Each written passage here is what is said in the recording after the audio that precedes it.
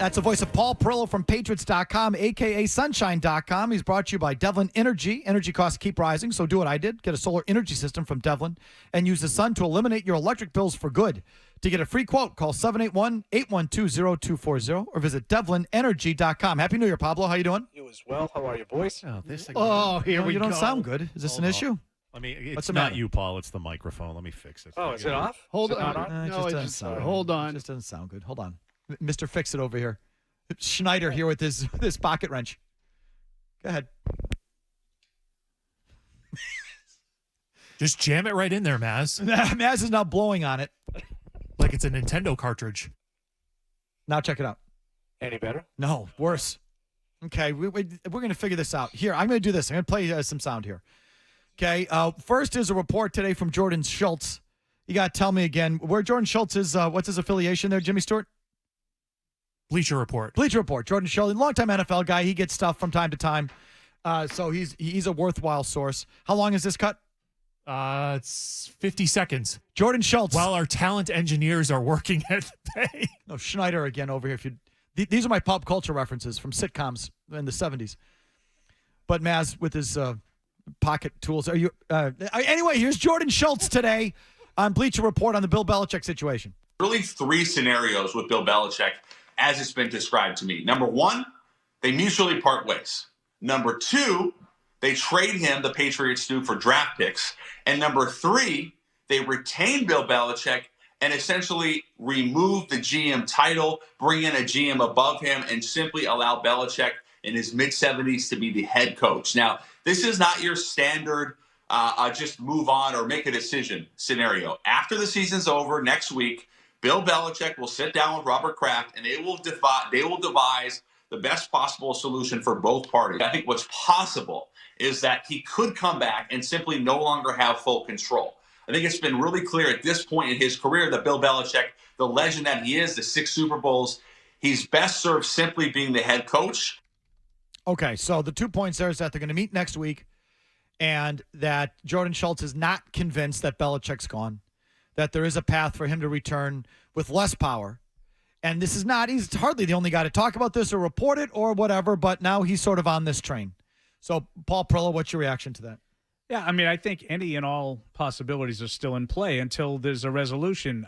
My feeling has sort of been consistent over I would say the last, 6 or 8 weeks. I think that they will move on. I think both sides will agree to some sort of resolution, and Bill will either go somewhere else next year or not coach in New England. I don't really see the whole division of power as a true option. I don't know how it works. Even if Bill were to agree to it, I don't know how it works in terms of him still coaching and sort of taking somebody else's talent. And then, to me, the issue is as much about the roster is its philosophy and, the way that they've been playing. And, we've talked a lot about this during the course of the year, the conservative nature of offense. It's almost like he doesn't want to necessarily try to win these games in the 30s. He wants to keep it down offensively as well. And, I think we've seen some opportunities late in first halves that he hasn't been overly aggressive, although I sort of understand the latest one in Buffalo after all those turnovers. I don't really see it as an option. 3 timeouts, 106 on the clock. But they're on their own 9-yard line. They've turned the ball over 4 times. I can understand what Bill was thinking on that one. But that's happened a lot. Hear him on the post game in that? 0. They start to say, Bill, any concern? 0. Yeah. No, with a minute and 6 seconds, 0. Yeah, he was adamant about that one. Yeah, and like I said, I've been critical at times of some of the conservative calls, but not that one. Okay, so I would have done the same thing. But okay, that being said, he's not the guy. He just doesn't have the mindset, whether he has personnel power or not. Right. He doesn't have the proper mindset for the modern game. And that's how I feel. And it's not like listen to Perillo talking about how the game has passed Bill Belichick by. That's not what I'm saying. I feel like he wants to try to win in a way that he is always sort of favored. And I think it's hard to do that when the margin for error that was Brady offensively is no longer there. And, how many games they won over the years where, like, the fourth quarter unfolded exactly the way it had to, like, including the Atlanta Super Bowl win. And I know that wasn't by design, that falling behind like that, but they've had a lot of opportunities the last 2 years to win games like that, and they really haven't won any doing it that way. And I think it's pretty easy to understand why.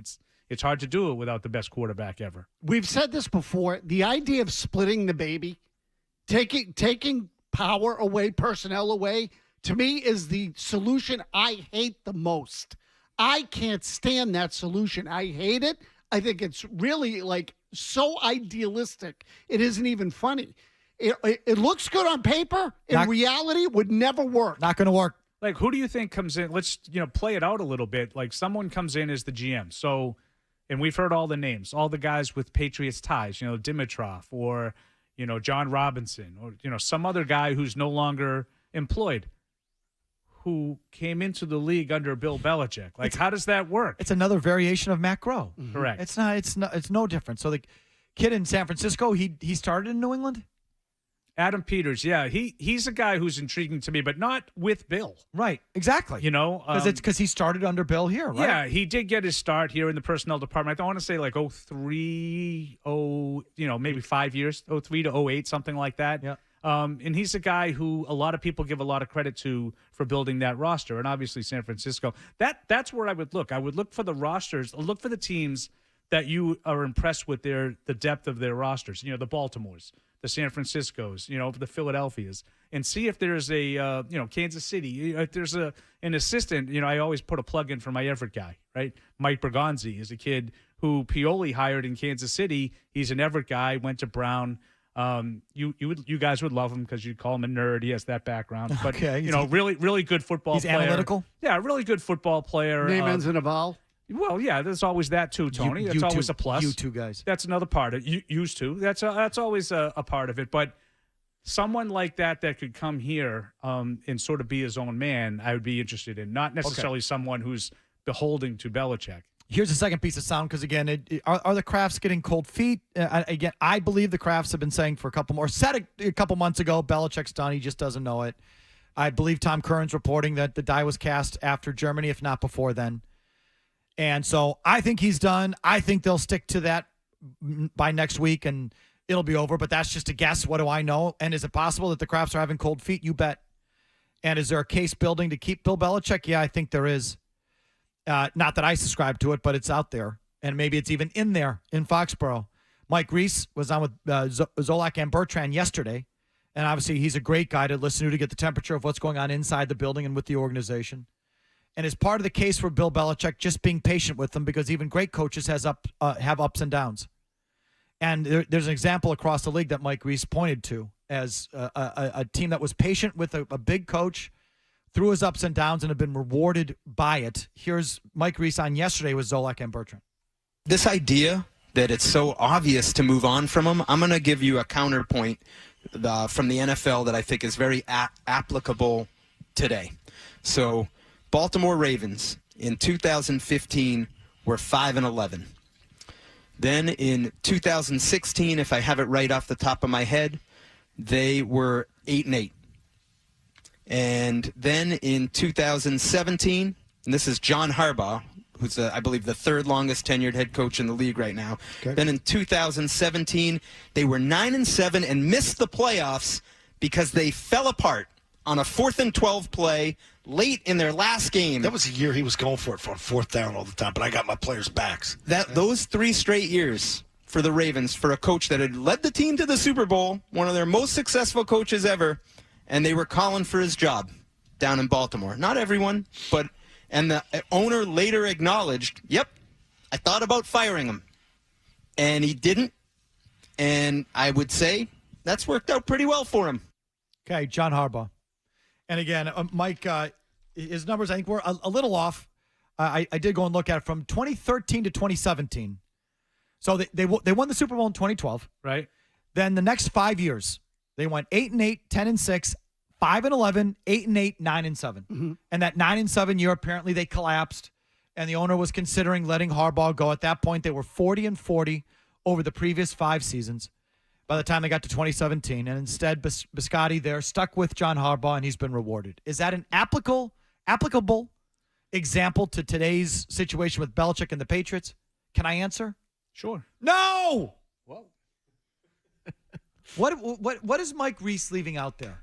Well, there's a couple things, actually. One is age. Thank you. Can I give you another one? And I don't have the numbers in front of me, so I'm hoping I'm getting this year right. But the 5-11 outlier, pretty sure Flacco got hurt that year and missed like 6 or 7 games. Okay. So, like, if your starting quarterback was the reason, got hurt, and that was the reason why you had this bottoming out, I would feel differently about it. Well, I mean, otherwise, because you're right, the record's otherwise 8-8, 10-6, 8-8, 9-7. Yeah, and now what's after the 5-11? Do you have that? Well, 8-8. Because I think it went 8-8, 9-7. Then Lamar Jackson, they draft Jackson. like 11-5. Well, so I was just going with the 5-year sample that he was pulling. Yeah, like Flacco. But they went 3-7 with Flacco. No. I understand that. That was one bad year, Yeah. and then Flacco clearly was on the decline. They went and drafted a quarterback, and it immediately worked. So this is you were on the decline, drafted a quarterback, and there were 11 or 12 games under 500. I just think Mazz's point is more germane. At John Harbaugh, by the time he got to 2017, after that 5-year down period, quote unquote, was 55 years old. Correct. And I'll tell you what the other big difference is. And again, he was given the opportunity to do this, but he was 55, and they completely changed the way they play offense. They completely changed it. Is Bill going to do that? That's why I bring up the first-round quarterback. I'm just talking about the vacuum of what the coach is capable of after a bad stretch. Yes. At 55 years old, I am sorry. You are just far more likely to have a second act than you are at 71, 72. Use your head. And it makes me an ageist and all this, so be it. Pick it. Go ahead. You can pick it Main Street Waltham if you want. It's just a fact that you can have a second act at 55 easier than 72, especially at Bill's 72, which all this massive amounts of success that he's had makes him far less likely to change his ways or evolve or whatever. At 72, I'm sorry, the ceiling is there. You're up against the ceiling. I've been saying this forever. Bill Belichick has lost his ceiling. It's over. That doesn't mean he sucks. Right. And I think this year's even proving he'll give you a decent floor. Like they've dug themselves out of a really bad season to one that's going to be, a 5-win season probably. So his floor is still, but his ceiling is gone. At 55, John Harbaugh still had ceiling, and that is an age thing. I'm sorry. It is. Yeah, I think that the Baltimore thing doesn't work because of what you're talking about, and it's all the same. It's all related to the age and the willing. Like, if you guys remember, Lamar Jackson was very much on board. He was in play. We were getting a lot of reports about Josh McDaniels and his willingness to work with a mobile quarterback. He had drafted Tebow in Denver, and they were not opposed to it, right? And ultimately, they didn't do it. Now, because Bill shot him down in the draft room. We don't know that for sure, but you're the genius that drafted Tebow. Correct. Isn't that what he said? I don't know. I don't know what was said, but Jimmy, my feeling is Jimmy, what did Bill say to McDaniels in the draft room? After the Tebow thing, you're not drafting another quarterback. Okay. So my feeling is put that in your pipe and Bill smoke it. wouldn't be willing to do what Tony just talked about that John Harbaugh was, and that's sort of revamping the entirety of the offense for a different kind of quarterback. And that's what it took to get Baltimore back. Flacco was on the way down. He recognized it, and they made a move. Middle of the year, by the way. Lamar Jackson's rookie year, he came in and sort of resurrected the season for them and got them to the playoffs. And he's obviously been very good ever since when healthy. I don't really think the two situations are really all that similar. But so back to, and again, this is not to dump on Reese at all. No, because I've had a lot of talks with Mike about this, so I feel pretty comfortable. Mike and I are, we've gone back and forth about this for weeks. But you just wonder, is that the internal justification?